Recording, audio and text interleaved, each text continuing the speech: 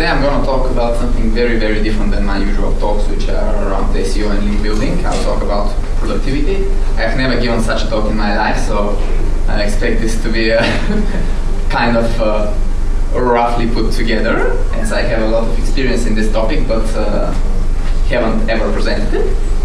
So, most of you, the ones who know me, think I'm a workaholic, but that's not exactly true. I just very much love my work, and whenever something more fun comes to do, I usually have a lot of fun, but work is very often the funnest thing I can do, so I work a lot. And to understand what you love about work and how to blend this into your productivity, you have to understand what is work. You have to start with your mindset, what you think about what you do, the foundation, your motivations, and then you have a process that you're supposed to love too. Not true for every people, unfortunately. You have mental challenges, you have opportunities for creativity, and you have relationships with other people. You can serve other people, help them, your clients supposedly, and cooperation with your team. And then in return you get money, and everything above shouldn't ruin your freedom and anything else that is valuable to you. So this is where your mindset starts. And your mindset starts with your body. You should have good sleep, good food, and take a dump. I will get back to this later. You should do sports, more or less, and it's good to stand up, not sit down in front of the PC all day. Then you should move, so physically move. If you work a few hours in one room, then maybe move in another or move somewhere else. It's for creativity especially, it's good to change the place you work. So this is kind of a recap, and now let's dive into the details. Some other important things is that you're in a happy state, so you're not angry or irritated or depressed or something while you work, or your work of course will suffer. If you have a song in your head, which is true for many of us most of the time, it's very important which song it is. We'll get back to this later. And you have to be passionate about the process, but not about the results ideally. Not an easy thing to do, but if you're passionate about the process, then you're motivated, you do good choices, good decisions. But if you're passionate about the results, then it's easy to get disappointed when results are not good, or over euphoric if the results are good. So, and most people think that good work makes them happy, but it's also the other way around. If you're happy, then you do good work, so it's very important that you realize that. And some of you know that I have been a professional chess player from when about I was 8 years old as a kid, then junior, then professional, I mean with no other job earning money from playing chess, till about 22 to 23 years age when I quit gradually.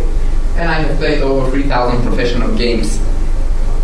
So it's a mental sport, it's very close to work as a challenge. So I have a very unique statistics. It's like a 14 years study, a scientific study, because I know all my games. I know not only if I win or lose, but also if I played well. So I think that would be hard to measure from the outside. But I can measure it because I can compare the games with the computer, analyze the quality of the moves. And so, which factor from the ones that you see do you think will win as the highest correlation with good play and good results? Turns out it's the song in your head. So, if a good song is in your head, you see what I mean by good and bad with examples. If a good song is in your head, it seems like your brain is on steroids. You can do anything. I don't know how it works, but it seems to have a very, very significant effect. The thing is how you can control which song gets in your head, but of course you can try listening to better songs, better in the way they influence you. Number 2, sleep. If you don't have enough sleep, it's very hard to do anything. You like a zombie, your speed of thought decreases, your creativity decreases. So it's both speed and quality of your thoughts. And good sleep is extremely important because it affects the body and the brain. The body affects the brain again, so it's like a double thing, very important. And the take a dumb thing, it may seem funny to you, but this is the third most thing that has correlations. If you take a dump before, everyone knows what take a dump means? Yes. Okay. If you take a dump before you play a chess game, Yeah, just take you have very high correlation with the success of the game. This is due to some metabolism cycles. It's not actually very surprising. It's surprising how actually big the effect is. The thing is, this is good for a sport, but as you actually watch most of the time before and after you take a dump, it's hard to turn this into effect. But if you have important meetings or something that's very important but not so long in time, you can use this. And honorable mention, happy state. Of course, if you're feeling happy, your mental processes are better. I cannot, however, quantify this because I'm mostly in a happy state, as most of you know me. So I don't have enough cases where I was in unhappy state to compare really how important this is, but this, of course, is very important. So let's dive into even more details. Again, something about the body, sleep, already mentioned, cannot be overstated. Stable blood pressure. If your blood pressure gets low, then you don't know where you are. Everyone knows this. Blood sugar, similar. And room lighting. This is a bit of an underestimated one. If you have a room with artificial lighting, like luminescent ones, the white, ugly, bluish ones, then for a while it's okay, but your productivity can very speedily decrease over time because it affects your brain and it kind of zombifies you. The same can be said about, for example, intensive sunlight. Everyone also has individual preferences to light, but lighting is very important because a lot of the sensory information in the brain comes from the eyes, so obviously super important. And another thing that is totally underestimated is, I call it the air pressure zombie. So whenever you, for some reason, increase atmospheric pressure, so let's say you're up in the mountains and you go down, or you're in a flight, but mostly when you go down in the mountains very fast, for example in a car, in a ski lift, not by foot. By foot it's much slower, but if you go down fast, then you have a few days of steadily decreasing zombiness. Problem is, because it's zombiness, it's like when you didn't have enough sleep, you don't really realize it's there, so you just make stupid decisions without knowing why, without realizing, and without actually seeing what stupid things you do. I'm not really sure what's the reason for this. Usually your blood pressure and blood sugar, they drop when the air pressure lowers, for example, before the weather becomes cold, when a cold front comes. So it's not the same thing, it's not the body, it's the brain. Not exactly sure how it works, but a lot of people I have talked to have the same observation. So my advice is, if you go up the mountains before something very important, you should go down by foot from the mountain, not by car, lift, or anything that gets you down really fast. And if you really needed to, for some reason, go down with a transport from a mountain, or immediately after a flight, flights are kind of half the damage because you have this pressure increase, you know, your ears hurt and stuff, but for some reason, me personally, flights affect me not as much as when going down from a mountain. So after going down from a mountain fast, and to a lesser degree immediately after a flight, don't plan anything very important. So So no very responsible work, at least until the first night's sleep. Then the effect gradually withers away. Posture. Posture is very important when you work. I also understood this when I played chess, because if you have a kind of a lazy posture, then your brain gets lazy too. If you have a good, sporty, more aggressive posture, then your brain gets faster and gets more like problem solving. Yeah. Can you show us the bad posture and good posture? Well, like bad posture would be that, and good posture would be like with your body towards the problem. So I'm sitting in a bad way now, right? Well, you're not doing actively creative work, so it's fine. It's better. It's only when you do actually active work. Rest of the time you can sit however you like, of course. But so posture.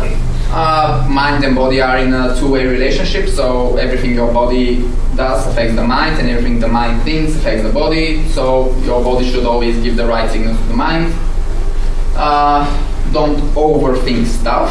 I'll return to that, it's very important. If you overthink stuff, you can never get into a good flow. Don't overfeel it, so also emotion, especially connected with the end result, not good, and you shouldn't be distracted. And gradually, if you follow more or less these things, you end up in a flow. When you end up in a flow, what should happen in theory? That it should be you should take very good decisions. You should take them fast, and it should cause you no effort. No effort, it shouldn't be tiring, it should be just fun. So a lot of sports persons, artists, and so on, they describe the flow. The thing is that no coach really can teach you how to get into a flow. It's more of a situational thing, but all of these things, they can help, they can increase the chances.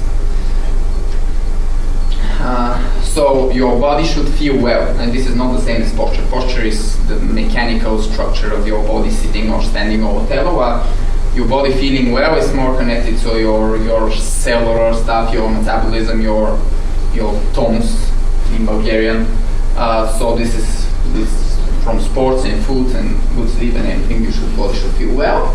And motivation, but not motivation, not the two-way way that some people see it. So if I do a lot, I'm very motivated, then it's fine, then it's great, you increase your chances. But many times you don't. Many times you have a project where you take really 0 to very low effort. There are a lot of cases in life where you don't put your full effort, and it's very important that when you don't put your full effort, you shouldn't expect less.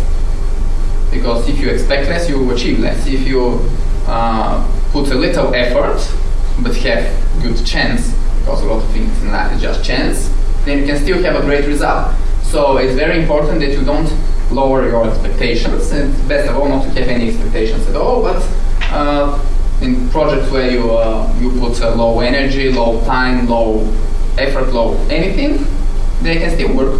They can still work.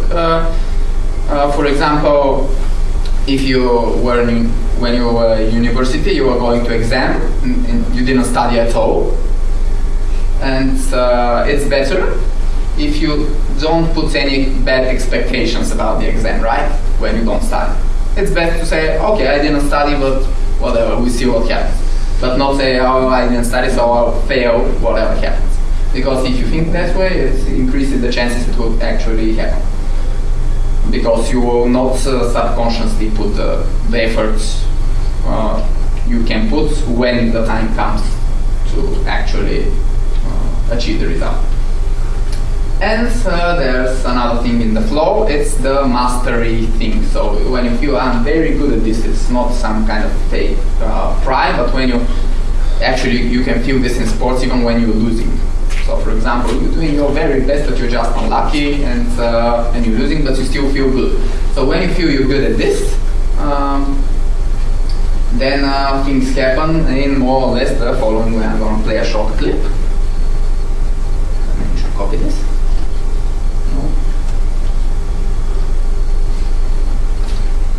This is not my computer, so basically it will be an example of inefficient work and unproductivity.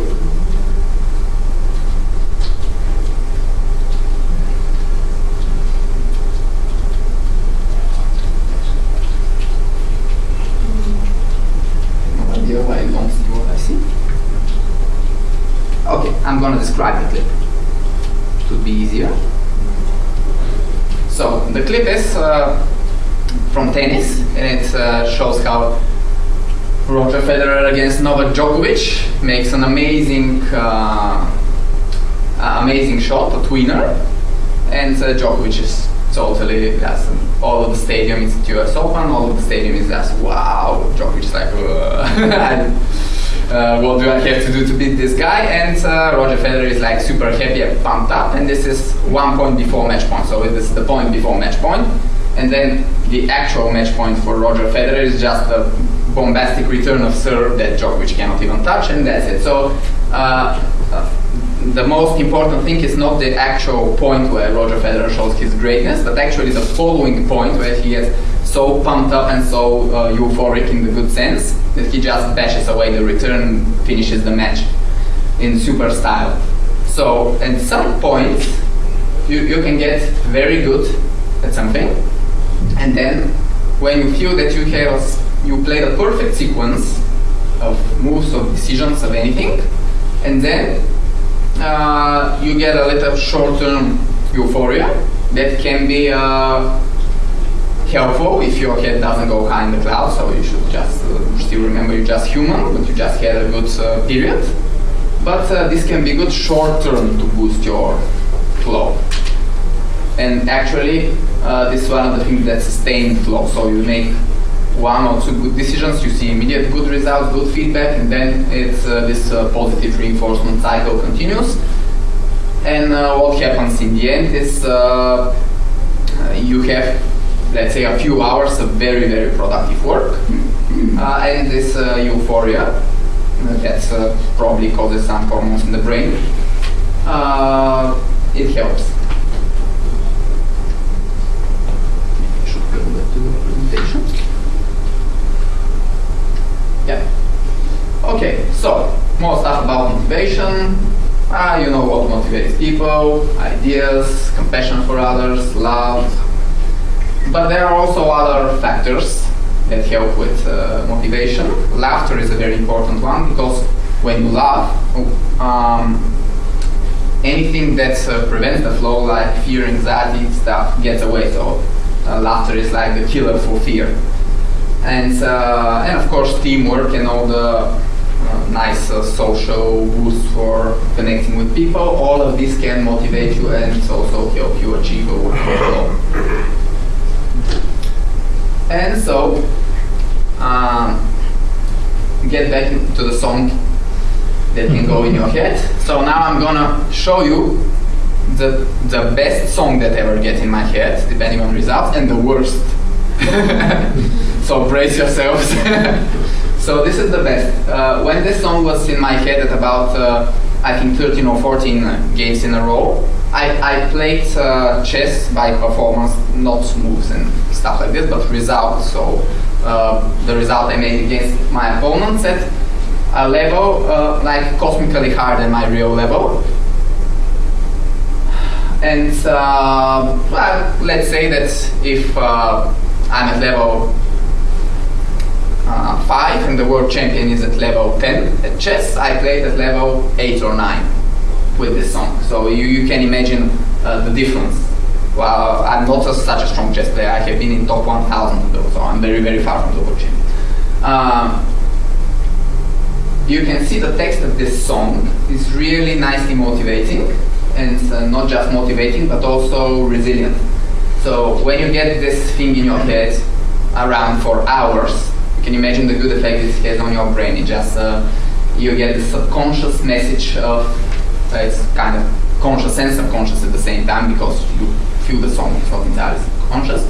But it's very, very important that you have a good song in your head, and then you can achieve, you can just jump above your current level at almost anything. And this was the good song. Are you ready for the bad one? It's absolutely true. I'm not kidding. This is the song that brought me the worst game of my chess career. So a game full of mistakes and just messy stuff and very, very bad moves. And here it is. It's from Cherno Ferece, who is Bulgarian, probably knows this. Don't worry, there's nothing obscene about it. It's just immensely stupid. You did some idea or something. Okay, so that's a real song. It involves sheet bleach in the song text. So when this gets in your head, you actually bleach in your head. And it continues.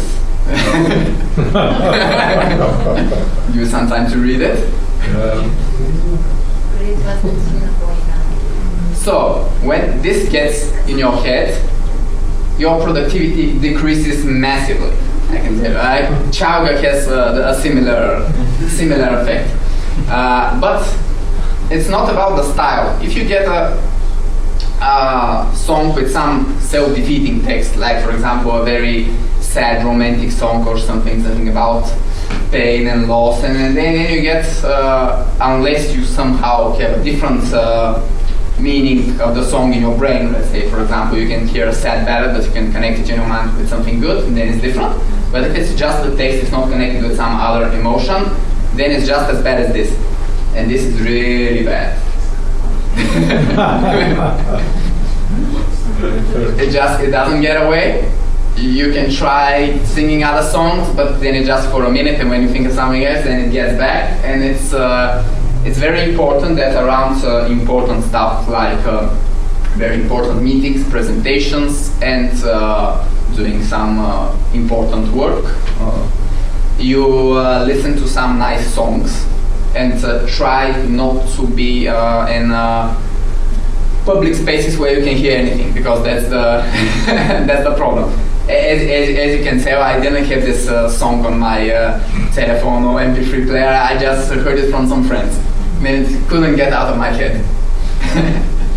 So the danger, yeah.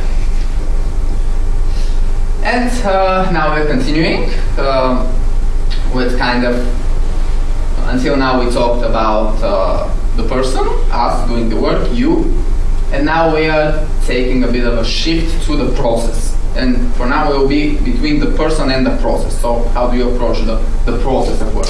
There are basically two basic stuff about work. You can be creative and you can be effective, yeah? What's the name of the productive song? The productive song is actually not very famous. It's from Sasha, and it's the title is Turn It Into Something Special. Yeah, it's a very nice song. So you have creativity and you have effectivity.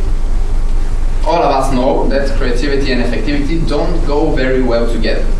So you know where the main reason is. When you're effective, you should be focused, very disciplined, and when you're creative, the other way around. You should be random, you should think of a lot of different ideas, and it's basically one thing at a time. So effectivity is all about segmentation. You take something, you break it down to smaller processes, smaller models, you make them the right way, fix them, you make rules, you get disciplined about them, you try to make everything in a predictable way. Everyone who is technical knows that all the technology in the world works upon the principle of predictability. So everything has to be predictable to work well. And when it's predictable, there will be repetition in a good way. And then when you get sick of repeating the same stuff, you can delegate it to other people, or even better, automate it. So delegate it to scripts, bots, software, and so on. And that's how it works. Then creativity takes seeing the whole picture. So it's the opposite of effectivity, which requires segmentation. And there are two components of creativity. Actually, the second component is the more like the one you will think of. You will think of randomness, of different ideas.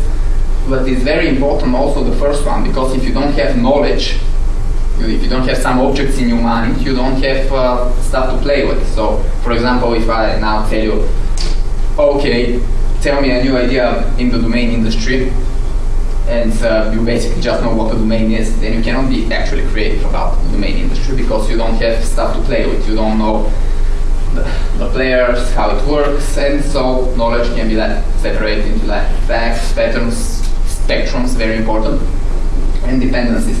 So spectrums are very underestimated. We'll see some spectrums later. Basically, the human brain likes exact stuff. the more conscious, non-intuitive part of it. It's the logical part. It's like exact stuff.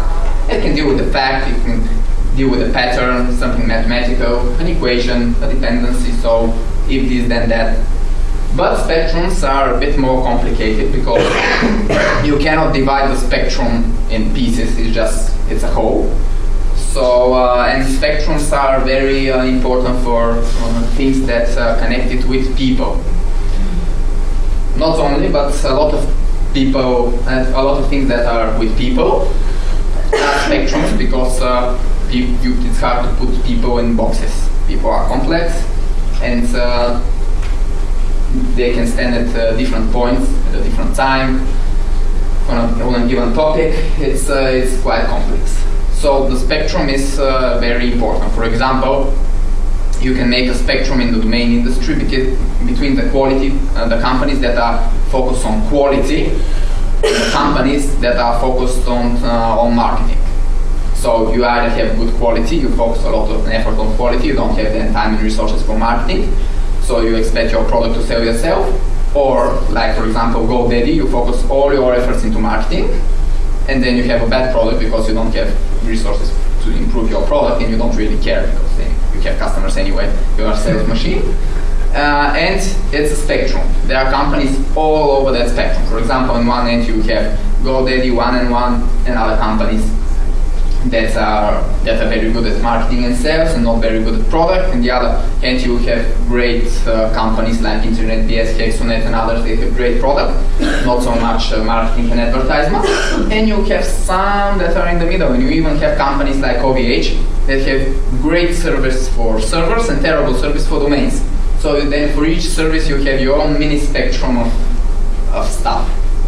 And also not just of quality, but also on focus of the company on many other stuff. So this is very complex and it's part of your knowledge. Basically, if you have moderate knowledge of an area, you will probably know the fact, the patterns, but if you have real knowledge, real feel of an industry, then you will know all spectrums, or at least the most important ones. And then you can play around. So the problem with humans in general is that we are not very good at coming with new stuff. So the main driving force in all of nature, including human, is actually inertia. So the thing that keeps you alive, keeps your genes passing from generation to generation. So it's actually, you have to go against your nature to do something every time. And I'm gonna show you the power of randomness with a very interesting story that can basically show you with a real life example, a very funny one. And that's how to actually, when you don't have enough resources, how you can put randomness and creativity to achieve your goals. So the story goes like this way. It's a real story. It's about a friend of a friend. And the friend of a friend, let's call him Ivan, I don't know his name. So Ivan wanted to get accepted into New Bulgarian University. But Ivan had spent all of his high school just skipping classes and not learning anything, so he didn't know shit. And Ivan had to go a test, an entrance test in New Bulgarian University that is over all of the high school subjects. 8th, 9th to 12th grade, all subjects. You have math, history, geography, you have everything. You have, I think, 10 different subjects. So it was impossible for Ivan to learn all of that before the exam. But Ivan had the goal of just being accepted, and there are a lot of places. So you just have to be in like the top 1/2 or something. And so Ivan had a very creative solution, and knowing that the competition is mostly just as bad as him, he took the test that was 100 questions from A, B, C, D, and Ivan put only these as answers. So like D. It doesn't matter the question. He didn't even read the questions. Put a lot of D's. So, first I'll tell you the end result and then we analyze in depth. The end result was that D was slightly higher than the statistical average. For example, it should have been 25 out of 100, but it actually was 30 or something. And Ivan got accepted into the university because the others were just as bad, the other candidates. So if we analyze it, we'll see that Ivan was actually smart on many levels to do this. So he wasn't intellectually smart in the knowing the subject of the school, but he was smart in many other levels. So here are the other levels. Also, important point, he was honest, didn't try to cheat, because when you aim for so low, it would have been quite easy to cheat, try to steal an answer from here and there, but he didn't, he just put these all over. So the first thing that he did right was evaluate correctly his own lack of resources. So when you don't know, you don't know. You know all these people that don't know anything but think they know? Ivan wasn't one of them. Point two, he knew that because he wanted to, because the others were just as bad, and for him it was important to be somewhere around the statistical average, so not be beaten by too many people. And he knew that other people guessing at random will probably, a lot of them, miss more than the statistical average of the right answer, so he just needed to stick to the middle. And he of course could have put a lot of random answers, but he was very direct. You know, I want to be in the statistical middle, and nothing gets me closer than that, than the straight column of D's. So basically, he knew what he wanted, and he had a direct approach. So a lot of success in life is thanks to direct approach to stuff. So you can learn from that. Next, he wasn't afraid to do this, because you know what the quester did when he took Ivan's paper, probably? I know what I had done. I would have been like, ha ha ha ha. So he wasn't afraid to be laughed at. No, many people would have thought of something like that, but then he was like, oh, everyone would laugh at me. But not Ivan. He had a plan and he stuck to it, and he didn't care what anyone would think. Even better, he had extra credit for telling my friend who told me the story. So he was actually not somehow ashamed of what he did. He was right on top of it, all along. So you see a lot of good ideas here under the cover. And you know what was most interesting about this case when I'm telling this? Ivan got accepted in the university, and to this day he doesn't know which D was right and which D was wrong. So you see, do you feel the power of randomness in this? Randomness can bring you very far ahead if you think, if you just let it work for you. And do you know what, how does your test, your D's, your ABCDs in life look when you have to make some change? Your reminder, you're human, so you're very much averse to change. So when you need to change something for the better, you don't want to do it. So basically, each minute, each second of your life, you can do good changes that you know are good for you. You just get this internal resistance to change. So if your ABCDs are the choice, do I want to change now? Do I want to change now? Do I want to change now? Every minute, every second, you are getting an enormously long string of long answers, of wrong answers. So like if the right answer is D, you go A, B, C, F, you know, you do anything but the change.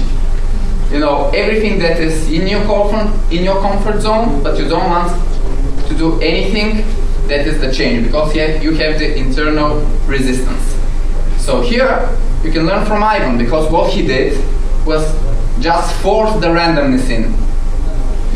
Just put D, and it's somewhere it's right. If you could do this in your life with everything you want to change, and with everything you want to invent, and which is the very basis of creativity, then you will be able to be immensely productive on the creative level. So you will be able to come with a lot of ideas. Maybe most of your ideas will be stupid, like most of anyone's ideas, including mine, are stupid. But if you can create enough ideas, some of them will be good. And if you have the knowledge part, then you'll be able to spot the good ones, and you'll be able to ditch the bad ones. But for new ideas to come, you need the randomness. You also need challenges, even a little bit of discomfort. There's a lot of examples in that. A very nice story is about a jazz pianist who had to play in the Cologne Opera House. It's a very famous example. It's in a TED Talk. He had to play, but it was the wrong piano. So instead of giving him the masterpiece piano that he deserved as a masterpiece artist, they gave him a very, very bad piano that was bad on all levels. So it was out of tune. It was too small, so it couldn't fill the big hole with the sound. It was wrong on all possible levels. And he went to practice a few hours before the concert, and said that he can't play on this piano. So they tried to find another piano, but they couldn't. The only thing they could was find a piano tuner and tune the piano, so at least it was not out of tune, because out of tune would be too much. But they didn't manage to find another piano. And actually, he only agreed to go through with the concert because he was sorry for the very young concert organizer, because it would have been the end of her career as a young wannabe concert organizer if this concert would to be cancelled. So he went to play on the piano, the terrible piano, and because of all the challenge and the discomfort, this is now the best-selling piano album in history, the best-selling jazz album in history, and has broken a number of other records, because he was so challenged that he produced an absolute masterpiece out of the very bad piano. So, randomness. How to put randomness in your life. So, you can do different stuff. You can start at the physical level. You can do very stupid stuff. Stupid goes very well with randomness and goes very well with creativity. For example, I have a very big ball in my room, the ones that you're supposed to sit on, the yoga balls, the fitness balls.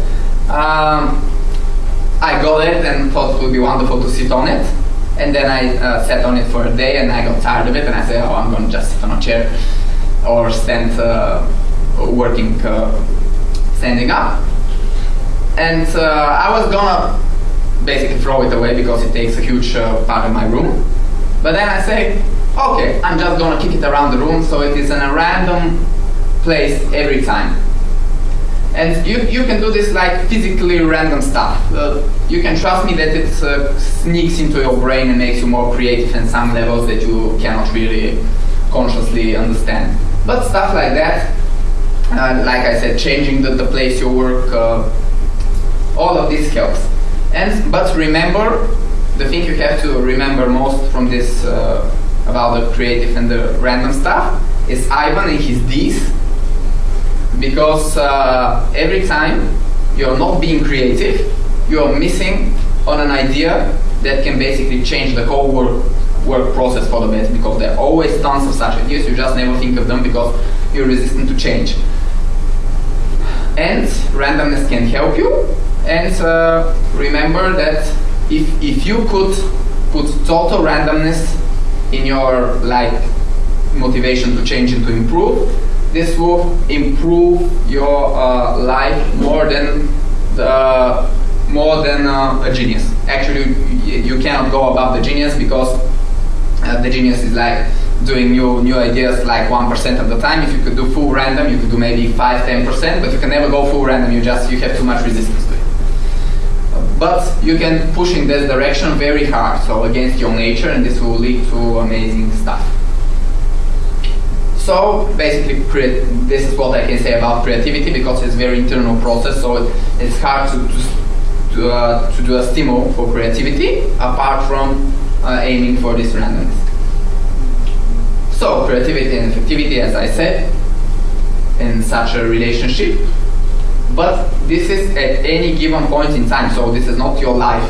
This is just any moment in time. So you can be like super creative and not at all effective, and then the next day the other way around. It can work. Actually, that's the only way it can work, because they cannot coexist together. And it's okay, because when you're creative, you generate a lot of ideas, then you have to do something about them, so you have to be effective. And if you're effective, effectivity, it's manageable, it's predictive, so it can be delegated and automated. So it works perfectly in this combination. It's actually good to have a balance. It would be bad if you had just creativity or just effectivity, because if you had just creativity, you would never actually do something. If you had just effectivity, you would do things only in stupid ways. So a word about procrastination. You know, I cannot give a talk about productivity and not talk about procrastination, at least a little bit. You will see a lot of bad stuff about procrastination. Even my favorite blogger, Tim Urban from Way By Why, he talks about procrastination the following way. He says, when you're procrastinating, you have to do something, but your brain is hijacked by the instant gratification monkey. So it's like it drives you in different ways to have fun. They read all kinds of things that you don't need, and then instant gratification monkey, because it's like part of your more animal brain. It's very hard to get rid of it, and when you get very, very close to a deadline, you get the only thing that the instant gratification monkey is afraid of, and it is the panic monster. So then the panic monster comes, and you actually start doing stuff. And this is how many people's lives go with deadlines and procrastination. So you have instant gratification monkey. You postpone, you do all of kind of things that you prefer. You know, when you're a student, you have to study for an exam, but you don't study, you don't want to study, you want to do anything else. You start painting, you start pottery, you start cleaning your room. You never clean your room otherwise, but you clean your room because instead you have to study for an exam. So you do all kinds of stuff, and this is the instant gratification monkey hijacking your brain, and then you study in the last night, and then you go to the exam. So this is how procrastination is popularly painted in the literature. So as an entirely or mostly bad thing. But that's not the way I see it. I see it as actually procrastination is a creativity booster. Remember that you cannot live without creativity, and you cannot live without effectivity. You know, you need both in your work. But if you have just effectivity, you're very bad. If you have just creativity, you're bad. But no one has just creativity, because you mostly do stuff than think of stuff. So basically, busy people are in the danger of having more effectivity than creativity, because you have too much tasks, you become like a robot, you don't actually think about improvements and bigger ideas in the big picture. And because procrastination actually boosts creativity, it's not a bad thing for busy people. So if you're not busy, if you're a graduate, if you're a PhD student, and you have nothing to do but write your PhD for 3 years, procrastination is the worst. Because then you will never start.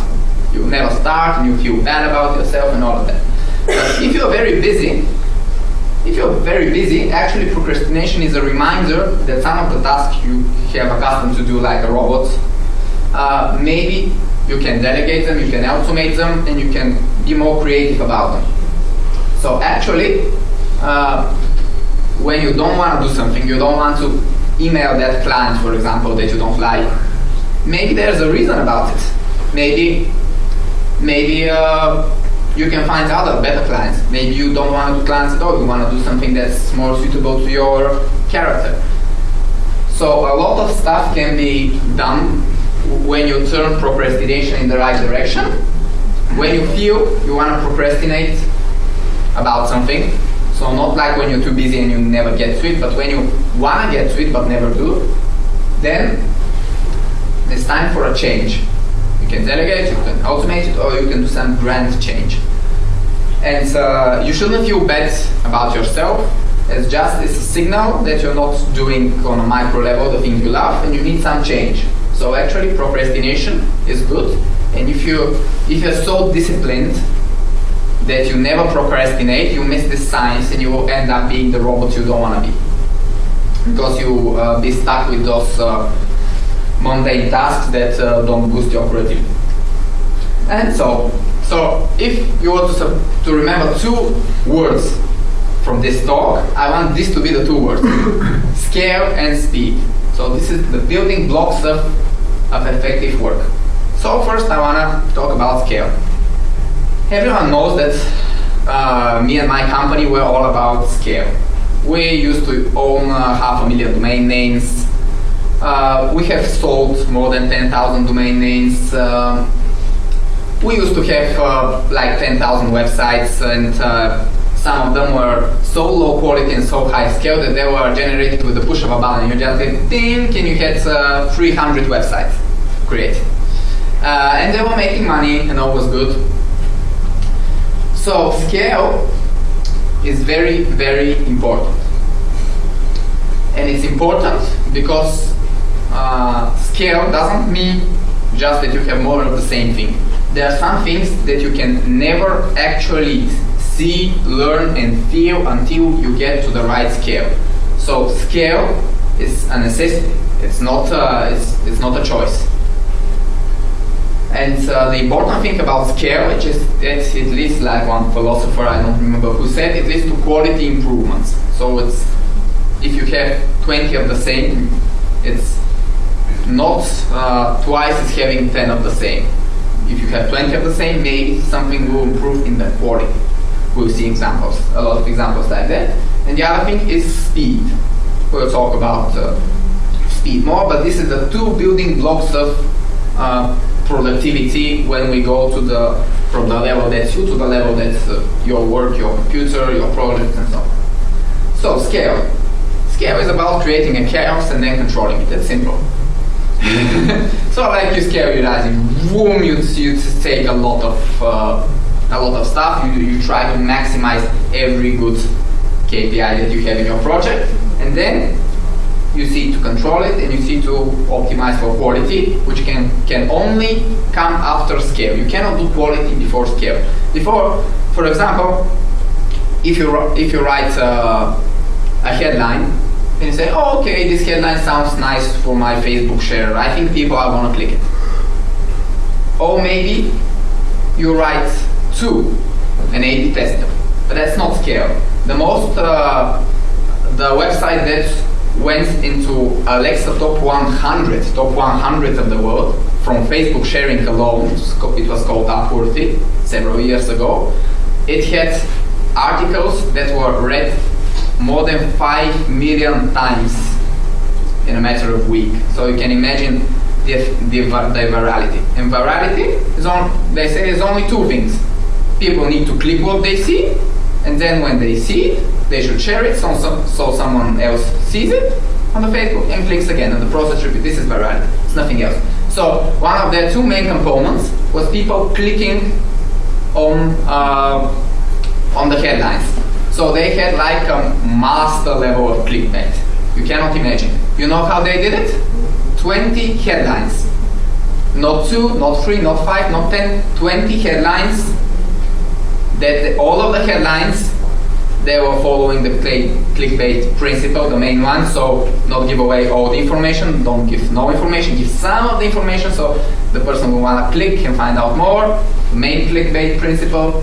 And they always wrote 20 headlines. And they say that only when you write 10 headlines, you can start writing good headlines. So the best headlines were usually between their 10th and 20th idea for a headline. Then they take 2 headlines from the 20 and A/B test them. But not thinking of 2 and then A/B test them. but 20. So quality can only come from scale sometimes. If you don't scale, you don't get quality. Sometimes you think you have quality, but actually you don't, because you just haven't tried it all. So what is more scale? More scale is more experience. Because when you do things grand scale, you get experience on different levels. For example, if you do a database of 1 million records, then you get some experience. Then if you do a database of 1 billion records, then you get a whole other level of experience. You get choice. We see this with clients. If you have 3 clients, you don't have a choice. You work with those 3 clients, they can get on your head, they can be super irritating, you don't have a choice. If you have like 3,000 clients, you can filter only the ones you like. You can work with, you have 2 choices. You have how many choice, and you have the which ones choice. So you can actually start playing around, and you can have any business you want, any kind of scale, any kind of client side, anything you want. So for example, you can get your 3,000 potential clients, and you can choose the one that you're confident to work with. Let's say the good niche is an SEO. You can choose the one with the most money, choose the one you personally like, and then you can mix all of these choices to get your sweet spot of, say, 20 clients. So if you really get a lot of scale, you have a lot of choice. If you have a lot of scale, you have a lot of resources, because a lot of resources are not like bananas and apples, but they actually quantifiable. So for example, you do something, let's say you build a PBN, and then if you have 2 money sites, you can put 2 links. If you have 5 money sites, you can put 5 links with no extra effort. So in many cases in the digital world, in things concerning data and SEO related stuff, marketing related stuff, it's good to have scale, because your resources can go to multiple places. More scale is automation. For example, if you have 10 of something, it's not worth automating. Let's say you have to send 10 emails, so you just go into your Gmail, send them one by one. It's not worth automating for 10 emails. If you have 1 million, you can automate it, use some software, and then it actually gets faster and with less effort than you sending manually the 10 emails. So automation profits from scale, of course, and you have visibility.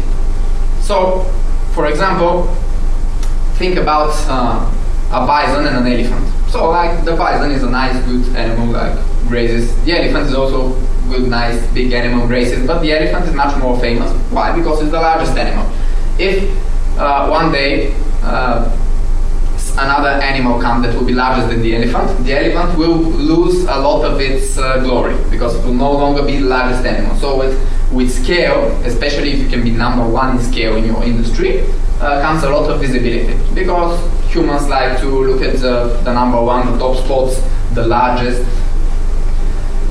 And also you have this thing, when you have a lot of something, people come to you and say, I saw you have a lot of something. So one of the key moments for our company was when we managed almost for free to get 500,000 Swedish domains. You know how this happened? First part was research and development and luck. So we found a website that gives them almost for free. And they we told us how many can we register, and they said 100,000. So we registered 100,000 domains, and we were sure that it was going to be profitable, because they cost 6 cents each. 1 week later, I got an email directly from the owner of Miss Hosting, a very large worldwide hosting company that's also active in Bulgaria, and he said, I saw you have a lot of Swedish domains. We also have a promo and we need volume. So I said, how much is it gonna cost? And he said, nothing.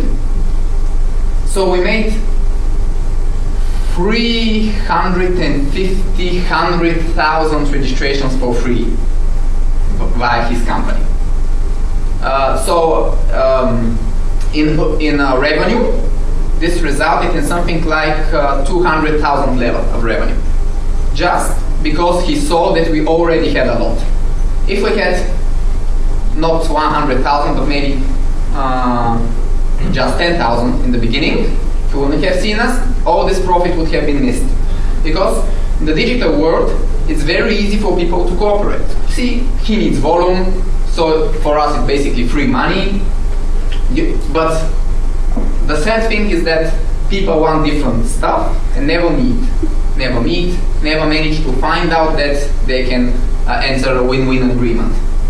If you have scale, then you have visibility, and then people know about you, they contact you, because I would never in my wildest dreams can go to someone who owns a huge company and is a multimillionaire and ask him, hey, do you by any chance can you gift me 100,000 domains? But the other way around can work. So visibility is extremely important and it's connected to scale. So I told you by now all fans of scale, and we're moving on to speed. So the thing about your brain is that it always does something. So there's no such thing as idle time. So when you're working and then you have to wait 5 seconds, the thing that happens is your brain doesn't take a break, it starts thinking about other stuff. So it's actually a distraction. You may not feel it as a distraction, but it is. So if you want to work fast and be effective, you should never wait.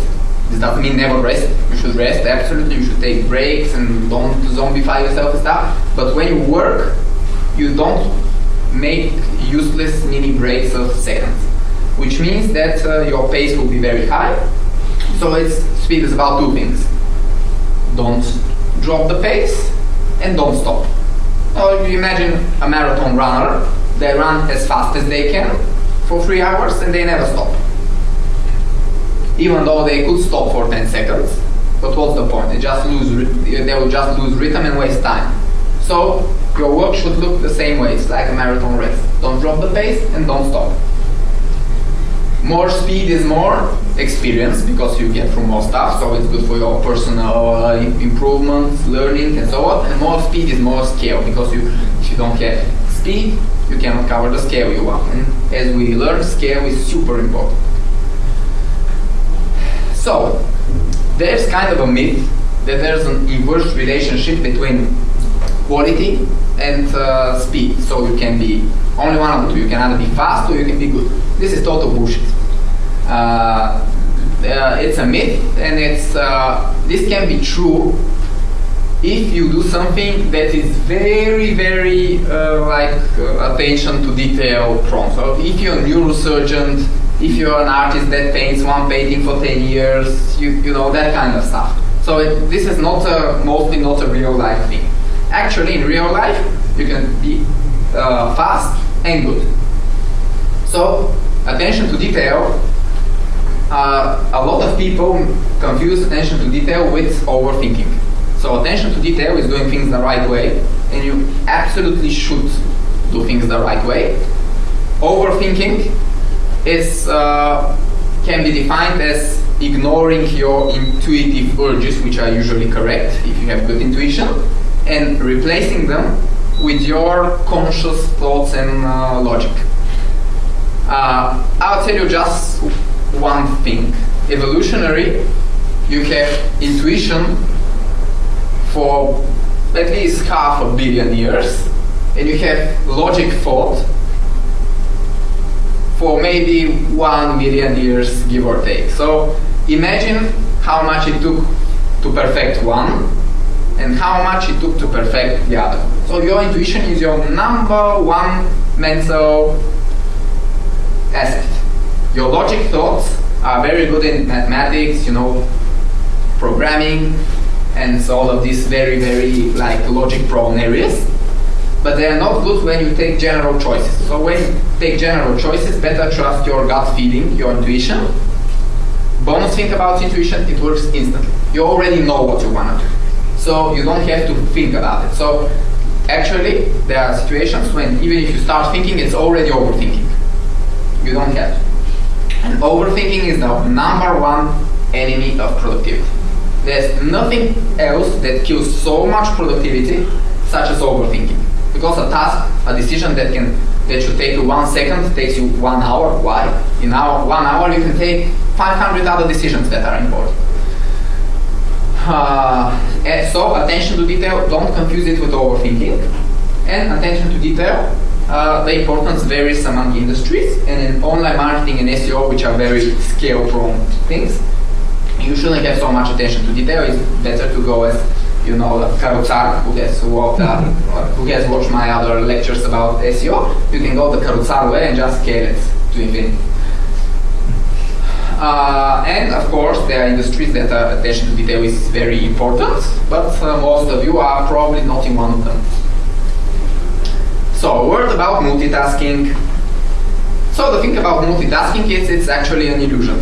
Neuroscientists say that the brain can consciously do only one task at a time. So, when you try to multitask, your brain is just very quickly jumping back and forth, which is very tiring, and you cannot sustain deep, challenging work in this way because you cannot go deep. So, why do people multitask? The thing is that people multitask because of external stimulus, mostly communication. So communication fucks it up and makes you multitask. And when communicating, you know, you're writing with someone, you're chatting with a client, let's say, and you write something in 5 seconds and then it takes the client 1 minute to respond. Typical situation, and so I'm sure many of you have had this. So what do? Do you wait and just do nothing, which breaks the speed rule and is very bad? Or do you multitask, which is also bad? So you cannot have both, you know, they're the opposite. So you either have too much weight or you have too much multitasking. You should be somewhere in the middle. But there are different cases in this, so it's very important. So let's dig a bit deeper. So here's a spectrum. My favorite thing, spectrums. This one is green in the middle, which means that you're good in the middle. It can also be in reverse. You see an example when the opposite ends are the best and the middle is the worst. So, how many processes can you do at the same time while in communication? Let's imagine that you're just communication. So let's say you're chatting with 4 different clients at the same time. And then, if you have one, you have too much weight. If you have 5 plus, then you get too much distraction and you're starting to lose stuff and you get too tired. But 2 to 4 is okay, because while waiting for someone to answer, you can write to someone else. But the problem is that many people mix communication with getting actual work done. So communicating is a thing where you just half of it, the other half is somewhere else, so you don't have control when the answers come, while over your work you have control. So these are 2 basically different things. So let's say how many non-communication processes you can do at the same time. So let's say you're chatting with 3 clients, and there's some waiting time in between. Let's say in every 3 minutes you get a minute free when no one has answered. So what do? If you do nothing, if you have 0 other processes, you waste this precious minute. So you shouldn't. The best thing to do is you can have one segmented piece of work. So you have something that you can immediately leave without this leaving causing you to be distracted, and you can then immediately get back. So good examples are emails or evaluating stuff. Let's say evaluating domains. When I evaluate domains, I evaluate every domain for a few seconds. Then I go to the next domain, and whatever I evaluated, it's best to forget it, because the next domain is completely different. So there's no point in actually doing a lot of domains. I mean, you don't lose, but you don't win anything by doing all the domains at once instead of doing in between other work. Of course, this segmented piece of work are always simple stuff, so it's not deep stuff. What you shouldn't do is, in the red again, is have one deep piece of work, so something that requires concentration and time to get in and time to get out, or two pieces of work that are not communication. So the bad stuff is chatting with 1 or 2 or 3 clients and doing something that requires a lot of concentration. And also bad is, for some reason, combining 2 non-communicative things. Because if you do something, let's say you write a piece of content or any given task, there's no point at simultaneously doing anything else apart from communication, because communication is forced upon you.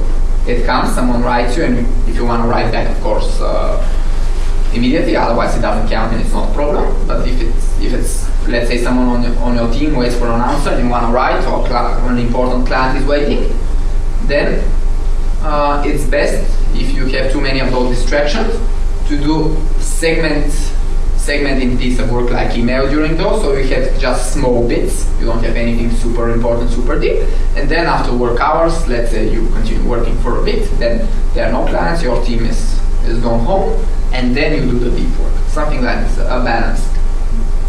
So, let's hear another spectrum. So, obviously when you work you have bad moments or the destructive moments, and it's very important how you react to them. So, depending on what you can do about it and what you can't, you have these options. You can have no attention, so you can say, this is fucked up, whatever, this kind of reaction.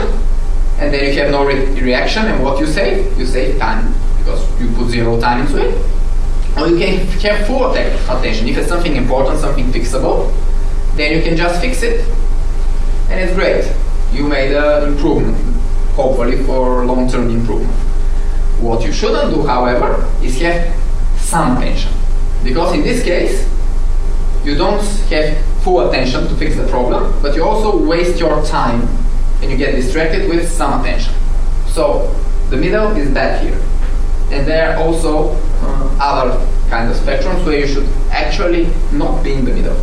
You can be either way, but not in the middle. So, let's go into more technical stuff. Data. How do you handle data so you work productively? Well, data is mostly two kinds. You have a list, let's say an email list, a website list, domain list, a link list. List has only one object and it's just bang, bang, bang, bang. One per line, that's it. And you have stuff with 2+ objects. So you have like Excel spreadsheets, CSV files, databases if it's more complex. How do you handle all this stuff so you are as productive as possible? Just to, is because it's very important to understand the importance of lists. Here's an idea that turns into a project, a web project, and all the blue things are where lists come in. So you can, as you can imagine, lists are everywhere. So you have your core, and if you sell something, then you have an inventory which is listed. Then when you make a website, visually stuff like logo and stuff, there's no list there, but then with the web you have a huge checklist of things that you must go through, so your website functions well.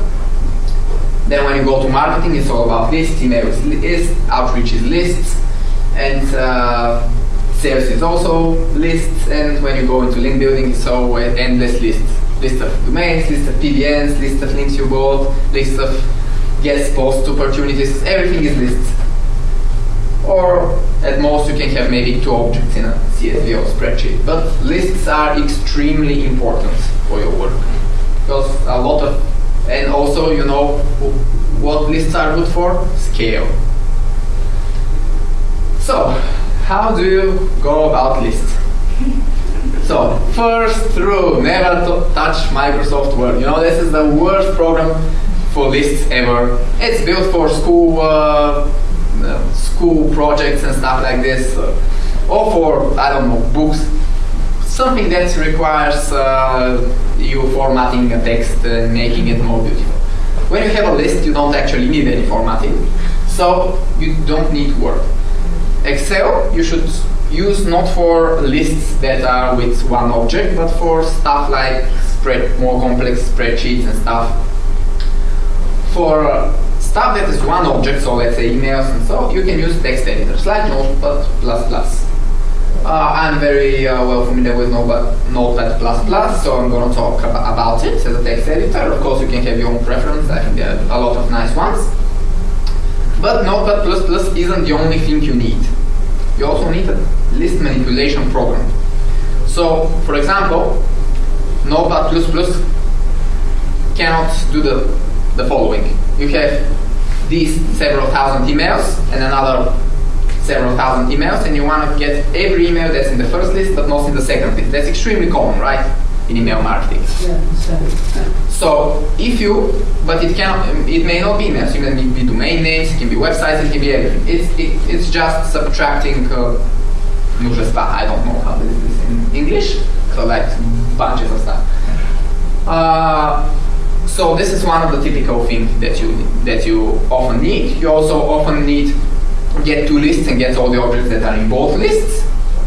And you often need to sort a list and remove duplicates. So sorting, there are two types of sorting that you often need. One is sorting by length, very useful for domains, and the other is alphabetical or numerical or whatever. So it would be stupid to have to move your text list into Excel every time you need to sort something. And Excel cannot sort by length so easily. I guess it can because it can do almost everything, but you then get into more time lost and more unproductive stuff. And also you should remember that Excel is not so good for very large files. You know, it hangs, it crashes, and I think you have a hard limit of 1 million rows. 1 million. 1 million, yeah. So if it gets more than a million. OpenOffice 2. Yeah, so we often deal with list of domains more than 1 million. So Notepad++ easily handles up to about 20 million. And there are text editors that can handle almost infinite number of lines if you don't see it. So you know, with text editors, the thing is, when you see it, that's the problem, because then you have to have the scroll and all this graphic interface and stuff. But if you don't see it, you can both Windows and Linux can handle huge files. And there are different ways they do it. But I have seen an editor that can handle, let's say, 300 gigabytes of text, so 5 billion lines, no problem. You just put it in. You cannot edit, but you can see it. So you see what's actually in the file. And there's another program, TextFile, very good one, that you can edit. And that processes the list one per line. So even if your list is like a terabyte large, it only uses like 10 megabytes of RAM. So it's perfect. You can do all the regex stuff, then to sorting. If you want to do sorting, then it's best to use just the Linux sort. And for very big files also, you can get all the nice Linux commands like sort and grep and all of those into Windows and use them even if you don't have Linux. You can just get them for Windows as exe files. They're available. So big lists are covered. Normal lists, Notepad++ is very good. I was gonna show some things on Notepad++, but because I'm not on my PC, I won't be able to, but I'll tell you the most useful feature of Notepad++. It's called search and mark lines. So basically, you have a list and you have written all kinds of stuff. Let's say I have a list of 10,000 domains and I have said these are for sale, these are for parking, these are for SEO, and I just write next to the domain what it's about. And what you can do then is you can just Control F, let's say for sales, and mark lines in Notepad++, and it marks all the lines that have this. So it's basically like an export from a database. You have something and you export it. And then you can just, the mark lines, you can copy them into another file, you can do anything without them, you can remove them, you can remove the mark, the unmarked, you can do anything with a mark. And this is extremely useful when you have something that is not important enough to put into a database, but you still want to make some non-manual manipulation. Let's say you want to remove all the .bg domains from the list for some reason. You know, there are 500, they're all scattered, you cannot sort, you cannot do anything, it's just the extension. You just enter .bg into the search, you mark your lines, bang, remove bookmark lines, in 10 seconds you're ready. So it's extremely useful for manipulation of lists. And it's very easy. I'm basically self-taught with Notepad++, and I can make it do any easy task with lists very fast, you know, speed. So here is the conflict you have with data. Here we're not talking about lists anymore, but with real data, so all the stuff you put in spreadsheets, in CSV. So if it's easy to create format input, so you're not creating a database and with all the fields and stuff, and you're thinking about which field is going to be which type and all of this programming stuff. If you don't want all this, then you can put your data in just text files and export whenever you need something. Then it can be harder to export some stuff. You know, you can make much more complex queries to the database, of course. So you have to, anytime you have some data, you should think, how am I gonna work with this data in the future? Is it just gonna be just read, search something with Control F and export things that are named in a similar way? And then you can just do a text file. But if you're gonna do stuff like give me this and this and this at the same time and cross it and stuff like this, or you do manipulation, which is not just read it, but also change it in some way, then it's better to go with some kind of database. So, Notepad++, again, I use as a makeshift database. I just told you how you can do this. You just name your stuff the same way, and then you can always find all the lines that have. And upon installation, you have three very important things to do. You should remove autocomplete from settings, because it will drive you crazy, auto-completing your stuff. You have to put it in file association, so it overrides the ugly Windows Notepad with itself, so all the TXTs and the other web files and SQLs and everything are opened with it. And you should also turn on the wrap, so if you have a long line, it gets wrapped around, because otherwise you have gigantic horizontal scroll. And very useful for Notepad++. It can be, because it's very lightweight program, so you can keep it on all the time. You don't have to close it ever. And it has these tabs up, just like a browser, so you can put all the important things you copied, like your bank account or the VAT number of your company, anything you need, everything you need every day, you can put there, and you can very easily get it with just 2 clicks. Click the right file and then find what you need. In this way, it's better because you bypass the other enemy of productivity, which is scroll. So, you know, scroll is the worst. Everyone who knows me knows that I hate scroll. And if you manage to somehow get your workflow to not include any scroll, you are a big winner. So with Notepad++, it's better to have 2 clicks, like click on a tab and then see something without scrolling, than having to scroll in one big file. The other bad thing about scrolling is while you scroll, you look at the screen, so your eyes get tired, because scrolling is not nice for the eyes, but also your brain becomes lazy, because you're scrolling and searching and you know something is on the bottom of the page, so your brain turns off for a few seconds, and we thought that we don't want to do this ever, because it's like a distraction. So you should try not to scroll unless absolutely necessary. So you can use Notepad++ files as a productivity shortcut to everything you often need.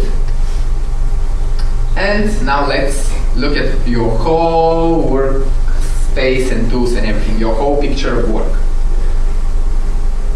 So you have your PC, laptop, whatever you work on. You have your workspace, so that's the physical place it is, like desk, mouse, your internet connection also goes here.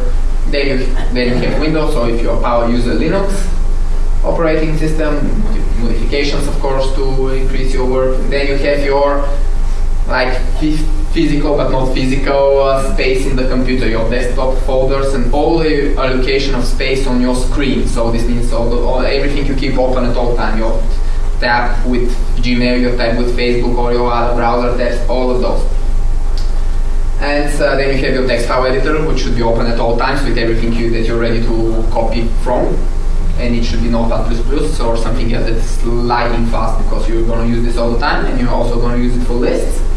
Then you have your browser with all the modifications and with all the plugins you need.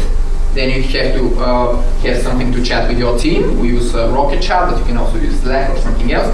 But I'd recommend Rocket Chat. Okay, I'll get back to this later. Now it's just a recap. Then you have stuff that you chat with clients. Most recently this happens on Facebook, because clients love to use Facebook for business communication, so then you cannot ever search and find what you need. Same goes for Skype. So you should try to minimize chat with clients. The best way to communicate with a client is via email, because then it's easily searchable, but you know, clients don't understand this that much, but you can, with the clients that listen to you, you should really state that it's important for you that your communication goes through email if possible, and that if you receive an email, you can answer in a minute, while if someone pings you on Facebook, it's more likely that you see it in 4 days. You should minimize incoming phone calls because there are distractions. So I have tried several times to detach myself from my phone completely, so like for a week, and it works quite fine. People who really want to find you, they do manage to find you, so you should not be scared to detaching yourself from your phone. Also, for productivity, you should remember that your phone is just a phone. Now, if you have your laptop with you, your phone should mentally turn into an old Nokia with a flashlight. So just use just for calls. Because anything you can do on the phone, you can do on the PC better. Because you have stuff like keyboard, mouse. So you can have higher speed, of course. Have you ever seen a world-class gamer, the one that competes in esports trying to play for the phone or tablet? They also have like this professional PCs and chairs and gaming mouse and all of that, because when speed really matters, it's the PC. And you know today that speed really matters, because you do compete with speed. Every time you do something, if you do it twice as fast, in the end you earn either twice as more money, or if it's linear, or maybe more, because sometimes it's non-linear. You get more stuff, more visibility as we go, so scale gets exponentially higher. So try to minimize incoming phone calls, maybe just for important stuff from your team, but you should educate your clients never to call you. The best way of educating them is not to pick up. They get educated. If you not pick up 5 times in a row, they get educated. So actually, if you have scaled your client base enough, then you can choose the clients that don't call you on the phone. Then it's email client. Email is super key. Everything that can be done through email should be done through email, because it's the best, basically. And we use Gmail. You can use other stuff, but because I use Gmail, I'm going to tell you Gmail productivity hacks. And then you have file sync. If you work with a team, you want to sync your files somehow. And then you have custom software. So it's stuff that you write, you code, or pay someone to code for you to hack your productivity. We have some such things in our company. And now let's dive into all of this. So your PC, I'm not a hardware expert, so you should have good CPU, a lot of RAM and an SSD. That's basically it. Stationary PCs are a bit better than laptops, but cannot be moved around, so it's a trade-off. Basically, most people nowadays move around a lot, so most people work from laptops. Workplace. It's very good to have a standing desk. They are not so expensive. When I got a standing desk, I got a lot of improvements about how I feel, because if you sit 8 hours even in the best chair, it's not as good as alternating between the best chair and standing up. Standing up is maybe not good for your legs for a very long period of time, but it's good for your upper body. While sitting down, it's the other way around. Your legs rest, but then you start getting back pains and other annoying stuff. So standing desk is very good. You should have a very good and very fast mouse. So maybe a gaming one. I have a gaming mouse that costs 60 level, so they're not so expensive. It's very fast clicking and fast. It's a low level gaming mouse, but it's still a gaming mouse, so it's good. You should have good internet connection, out of question. If possible, not Wi-Fi, because it's always slower and more problematic. Cable into the computer and desk with 1 gigabit or whatever you can afford.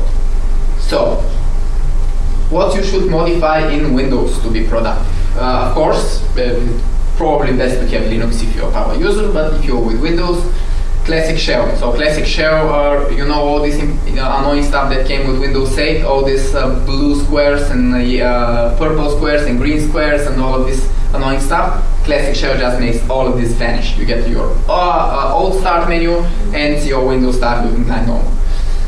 So it's not like the mobile stuff, something on the phone or tablet. It starts looking like something on the PC where you can get work done. you should remove all of your shit from taskbar and system tray. This includes the start button. You don't need the start button because it's you have a key on your keyboard for your start button. And whenever you have a key for something, you shouldn't have it visually because it just takes space, and space is important. So you should remove shit from start menu, all of this Windows shit that you know. So the folder settings, it's very important that you toggle the view file extensions option. So because I don't know how some people live without seeing their file extensions, but there are such people. So it's the most important setting you should fix in Windows after you install it. You should on the desktop is a very important area. You know why? Because you have a keyboard command to show it. So it can be your starting place for everything. You just have Windows key and D and you show your desktop, and everything should be there in maximum 2 clicks. So your desktop should be full of stuff, but tidy. So it's important to keep the balance, you know. Most people either have an empty desktop, so it's empty and tidy, or it's full and messy. So it's very hard to be full, but tidy. So you know you should have thematic corners, where this corner is for my personal stuff, and this is for my work projects, and this is for my programs, and this is for my other stuff, and you should make a choice that I will tell about later about what to do with the files you download. They can either go to the desktop or go into a folder, and I'll tell you the upsides and downsides. So your taskbar ideally should be on the right. You know why? I'll show you right here. So you know you can have your taskbar down, or you can have your taskbar in the right. So what's the difference? It looks like it's the same, you know, it still takes space and stuff. There are two major differences. First difference, when it's down, it takes vertical space and makes you scroll more. You know, scrolling is the enemy of productivity. So if you scroll more, not good. But there's another much more important reason, because this is a minor reason, but there is a major reason. When you put your stuff down here, you know, like 1, 2, 3, 4 programs, they shift. You know, you open more, and they shift and become smaller, which is bad because when they are small, you don't know which one, which is which. But there's also another problem. They change places. Every time it changes places, it takes needless energy for your brain to process where everything is and slows you down. Well, if it's here, you put here your browser, your folders, your stuff, and it's always at the same place. Just the next tab goes down, but because you have a lot of vertical space here, because things are like this, then the stuff that goes down doesn't move the stuff that's up. So the stuff that's up is always at the same place. This is very important because you can always reorder and drag and keep them at the same place. In this way, you always know that your browser is here, your Skype is here, your Notepad++ is here, and everything is not just 2 clicks away, not from the desktop, but from anywhere, because you see the taskbar from anywhere. But also, it's the first click is always in a pre-programmed location, so it becomes automatic. You just click the first one, and then while you're clicking it, because it's automated, you already think of what your next click will be. 2 clicks you can do in a second or 2 and find anything you need. Any browser, any tab in any browser with anything in Notepad++ that you have written down in a tab. So basically any correspondence in Skype, any chat thread, anything. And this is how it should ideally work with the taskbar, which should be your place for everything. The taskbar has the extremely stupid Windows option, this is of course the default one, to combine different instances of the same program into one. So like your 3 browsers get combined into one browser, your 2 Excel files get combined into one, you know. This is extremely stupid. I don't know who invented this. This is just the total enemy of productivity. So you have these settings, both in Windows and in the taskbar tweaker program that I recommend a lot, and you should choose never combine. So never combine. You should have 3 browsers because you have a lot of room here. The combining is because down you don't have enough room, but here you have the room to not combine. Here, if you choose small icons, you have a setting between large and small icons in the taskbar. If you choose small, then you can fit, I think, about 15 on a laptop. So it's 15 programs open simultaneously.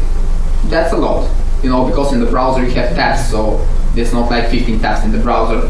This is like 15 Excel files, complete browsers, Notepad++ takes one, Skype takes one, so it's not, you have to have a lot of stuff to go over 50. And never combines small buttons and no thumbnails. If you have, because the buttons are always large enough, you can always see which one is which, so you don't need some thumbnail to flash in your eyes when you put your mouse there, so just turn off the thumbnail to also speed Windows up. Taskbar Tweaker is a wonderful piece of software. Unfortunately, after every Windows update, it breaks and needs a week or two to getting reaccustomed to the new shit that Windows brought in. But with this, you can reorder and you can have very nice stuff that, for example, in the empty space on a taskbar, you put your mouse over there, and with the mouse wheel, you can toggle your music board and other stuff like this. Super useful, because you never want to click on your player to toggle a volume or reach somewhere to your physical volume control. You can just do it with your mouse wheel. We just slide the mouse super fast to this place, toggle with the mouse wheel, then back to your work. No distractions. Also, a very useful thing is if you have a mouse with more buttons, so like you have the right, left, and the middle one, which, by the way, you should know if you don't know that you can open stuff with your window clicking on the middle one. So if you get a mouse, always with a clickable wheel. So it's very important to be able to click it and open stuff in your window. And if you have some extra buttons on the side of the mouse, which some mouses have, a very useful thing, because if you put them on stuff like copy and paste and stuff like this, I found that it's not so useful because you accidentally click it. And you start copying and pasting stuff because they're on the side. So you should put it on something that you very often do, but it's not harmful if you accidentally click it. And I put it on the play next song on the playlist. You don't like the song? Click the button on your mouse and it changes. So this way, again, you're not distracted from your music, which is important, because when you are distracted by your music, you think that you're just distracted for a little second, but it's not like that, because you very often do two things. Let's say you write an email and you browse. Let's say you look at a website and you are alt-tabbing all the time between the email and the browser. And when you open your music, it gets into the alt-tab and then gets opening your music instead of the other thing. So then you screw your alt-tab and you're starting to cycle the alt-tab and all of this shit. This doesn't have to happen. Your language change key, also another thing that's good to modify with the Windows, it's best to have the Control and Shift. It's much easier to press two buttons that are next to one another than have the Alt and Shift and press two buttons that are far away. It's much faster. So if you have the other habit, it's a good change you can make. And also the power settings you can do. A very useful power setting is that when you close your lid of your laptop, it does nothing. By default, it usually sleeps and does something else, but if you put it to do nothing, then you don't lose time while you carry your laptop somewhere. You just close, open, it's all working. And if you want to sleep your laptop, actually there's usually a button on the keyboard, but I use mostly Hibernate because it doesn't waste any power and it's quite fast with SSD. So with Hibernate, you can restart your computer like once every 2 or 3 weeks and just hibernate it. Hibernate just puts what's on the RAM and the hard drive, so then it gets back and it's like it's turned off, but you have everything active like it was. And you can have a hibernating shortcut on your desktop. So you don't have to go to the start menu every time to hibernate, just have it on your desktop on a place where it's not easy to misclick. Because if you misclick it, you waste a minute, and that's a lot. So, that's about Windows. So, desktop folders and allocation of the physical space around your PC. So, the top thing about the physical stuff is, and the spatial stuff, never miss anything important. So, what you want to do is basically you have important stuff in your browser, you have important files, you don't want to miss them. So you should have some queues where they accumulate, where you should know if it's in the queue, it should be taken care of. And this is basically how you minimize your mistakes. A way to do it, mostly with browser tabs, is if I have to do something, keep it open. You have to be disciplined about this one, because if you keep it open, it clutters your space and it takes resources. And you should remember the following thing very, very well. It's ideal not to have one browser with, say, 20 tabs, because then the tabs get too small. It's ideal to have one browser with your few most active tabs, like say Gmail, Facebook, and a few others. And then you have a few other tabs for stuff you use often. For example, I have one tab that has open GUI, SimilarWeb, and iPad4, and another tab another browser instance that has open my domain evaluation system. And so I have a tab that has a browser window with 4 tabs, a browser window with 3 tabs, and a browser window with 3 tabs. And these ones are Brave browsers, so they are super light, while my main browser is Vivaldi. I'll explain why in a minute. But you should divide your browser tabs in 2 areas. Ones that you want always open, and ones that are dynamic, so you open and close. So, you should put stuff that needs to be taken care of in the dynamic portion of your browser tabs. But it's very important because you keep other browsers open with other tabs, and always there is one tab that is active, which is important because the JavaScript is active, so it's a heavy website, it loads a lot. So if you make the mistake of leaving YouTube because you say, oh, okay, YouTube is always open, I'm gonna leave it open in my not the dynamic but the always open browser part, and you leave this tab open, then it starts executing tons of JavaScript all the time, and your PC starts stalling, it starts slowing down, because the things that slow down a lot, so the heaviest websites that exist are Google, so Google the search engine, Gmail, Facebook, and YouTube. Heaviest websites, and also some sites with Ajax and stuff, but you rarely keep this off. Also Google Docs. So if you have a Google Docs, and if you leave this tab active with all the JavaScript on it, then it's a very bad thing for your RAM and CPU usage and everything in the browser. You can see what in browsers you can click Shift and Escape and see which tab how much resources does it eat, which is very useful. Because with Control-Del Task Manager, you can just see globally for the browser, but with Shift and Escape, you can see per tab. It's like a task manager for the browser itself. So, use your desktop. You can have the structured folders for project. Project is good to have a folder, and in the folder you should have ideally files and a backup folder, or alt or backup or something, and then you work with files, and everything you don't need, you just slide into the backup folder and it disappears there, and you have an archive of everything. My rule is not to delete any files ever. So if you don't work, of course if you watch a movie you can delete it, but I'm talking about your work files. You don't know when you're gonna need something, and if you are deleting files, you have to think. Every time you delete a file, you have to think, will I ever need this again or no? And it's one extra thing that you don't need. Better that you can have a folder, like a bucket, or I call it work 10. Every time you want to delete something, you just slide it inside. It's actually faster to drag it in than to press delete or shift Del or something.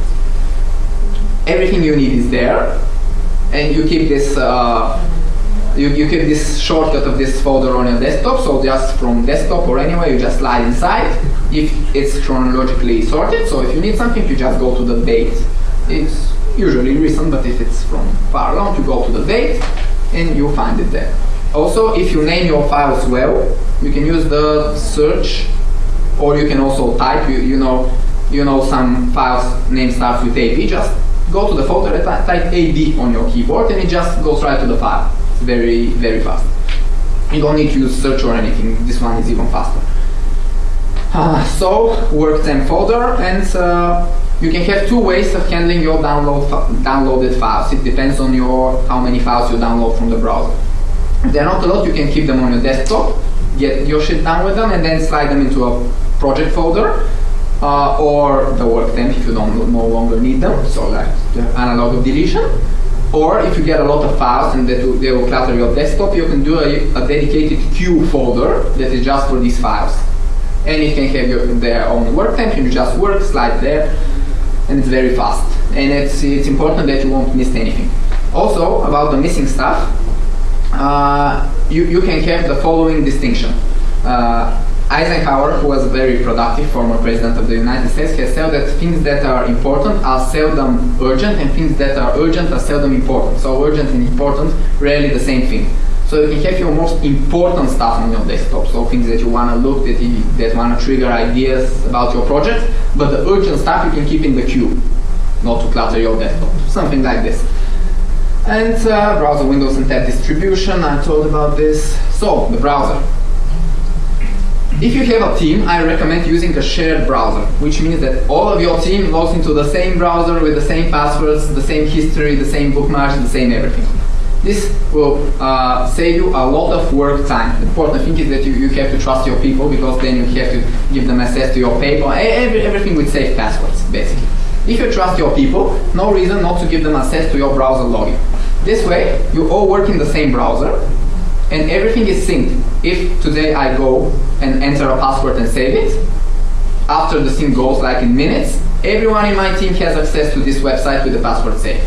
So we use 150 registrars for domains only, not to talk about hosting and all of that. So our browser has maybe more than 500 saved passwords. Imagine if we have to share this. It's basically the most secure way to save this password, because they encrypt it in the browser with your login master password, let's say in Chrome.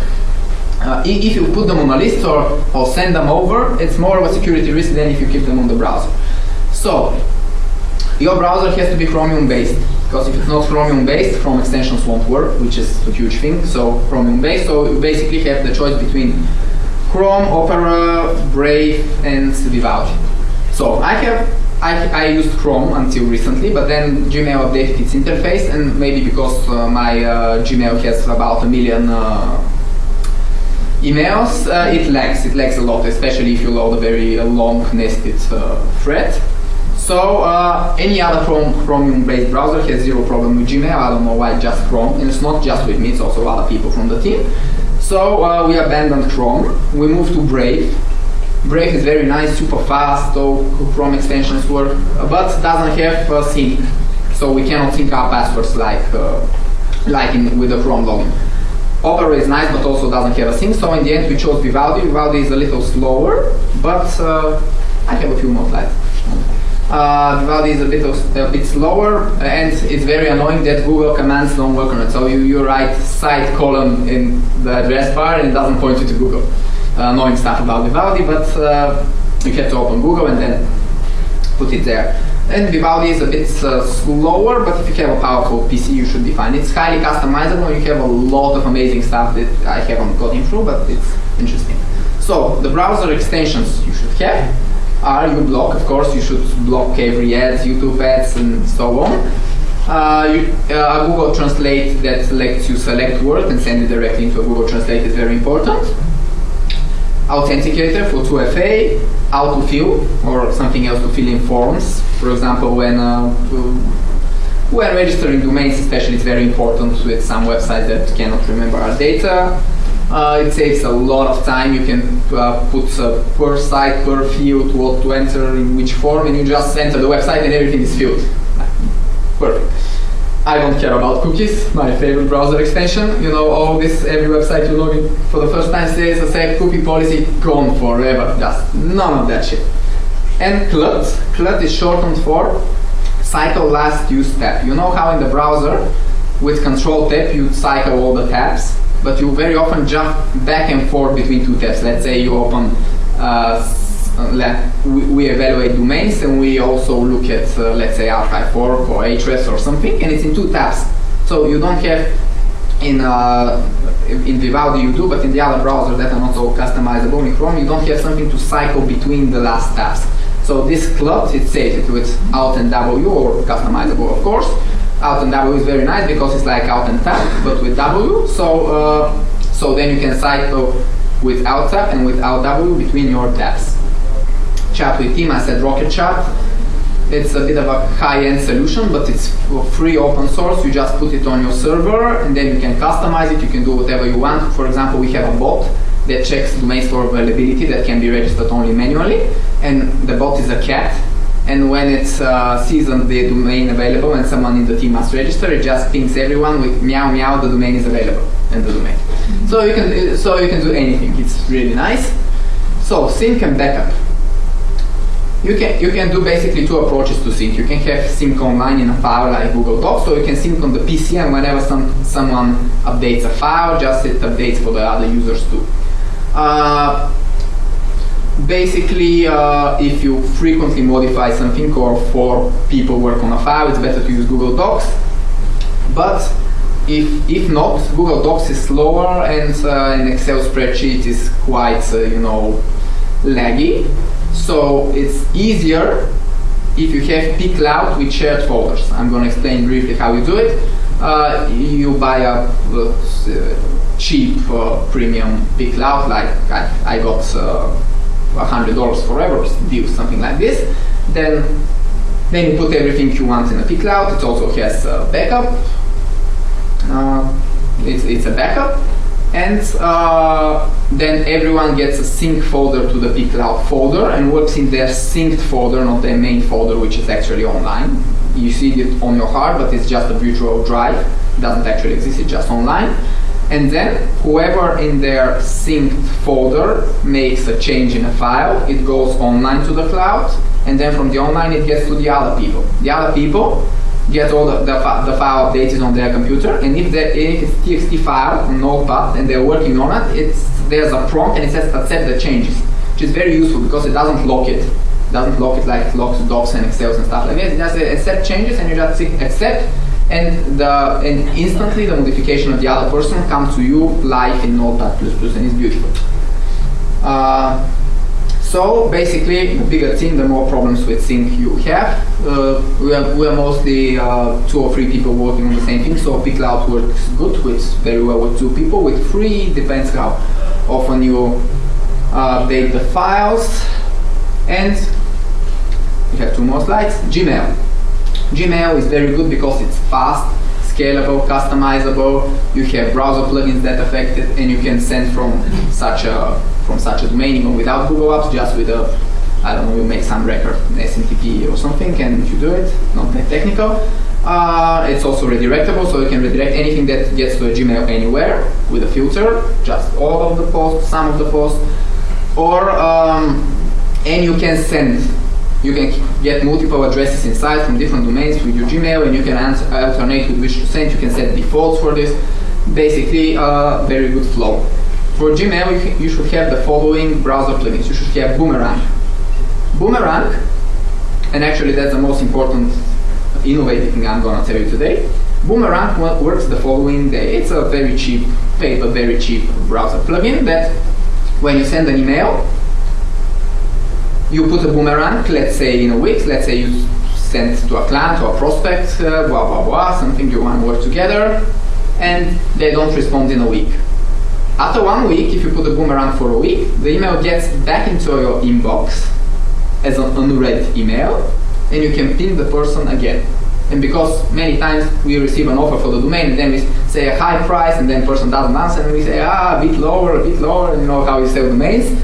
And we always boomerang this. It's invaluable. You can also put notes.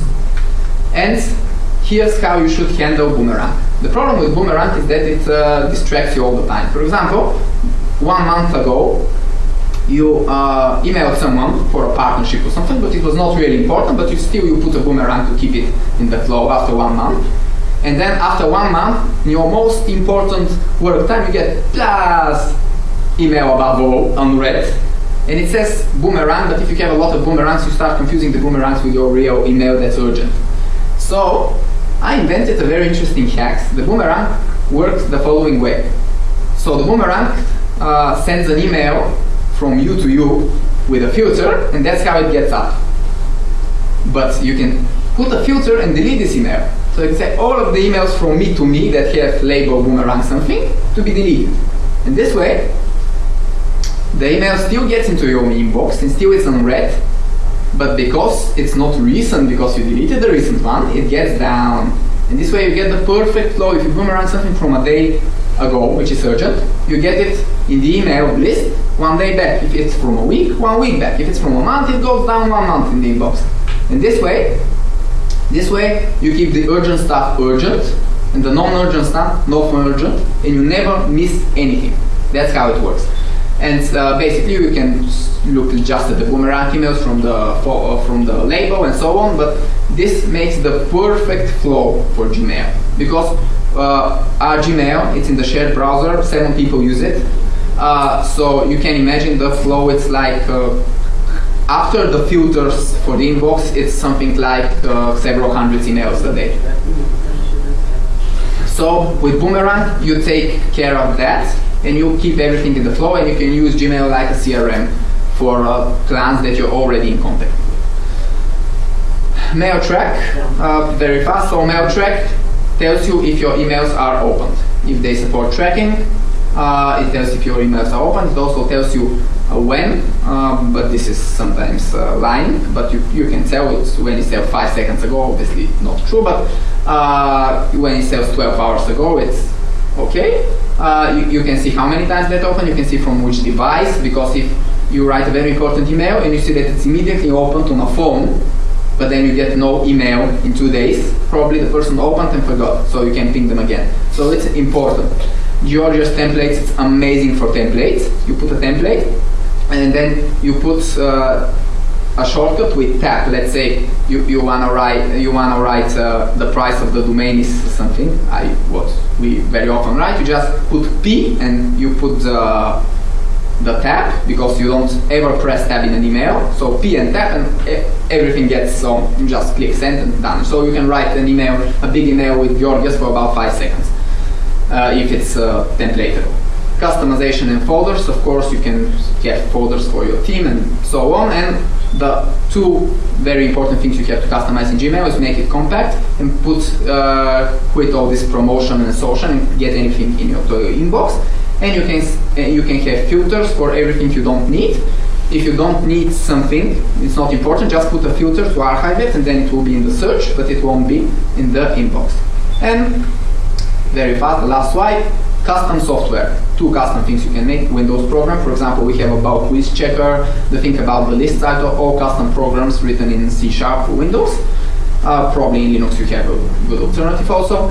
And the other thing is browser plugins. If something gets very much in the way of your productivity in the browser, you can do a browser plugin. For example, I'm super annoyed that when you double click on a domain, it selects just the domain before the dot and not the whole domain, so I cannot easily copy it. So right now we're writing a browser plugin that will let me copy domains with a single or double click or middle click or whatever we decide to do in an options.